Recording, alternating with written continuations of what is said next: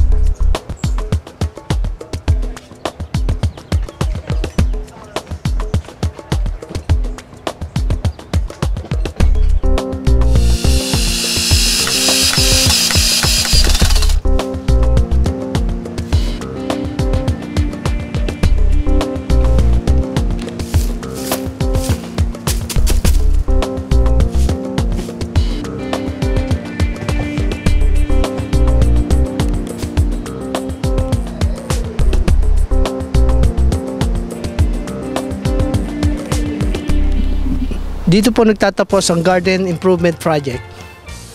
Makikita nyo po ang diferensya ng nung hindi pa namin naayos at naayos na. Ano po masasabi nyo ngayon sa ating Garden Improvement Project?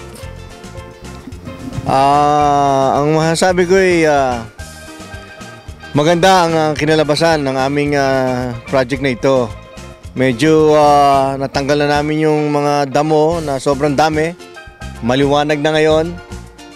Pinutol namin yung mga saging na hindi naman kailangan na at medyo nakapagbunga na ako. Pinutol lang yon. Binago namin ang bubong nitong gazebo at ni-reinforce ang konting hamba ng bintana. Naglagay kami ng kaprasong arkon na matatawag dahil sa mga sobrang kahoy na aming ginamit. At nagtanim ng mga sili, kamates at binago namin yung mga halaman para mapaayos lang. Yun lang at ngayon medyo maganda na, maliwanag. Hindi na kasukala na katulad ng dati at siguro naman mapansin nyo kung makikita nyo nung una namin inumpisahan to. Yun lang, boss. Mula sa muli, nag-uulat, RCJ Production.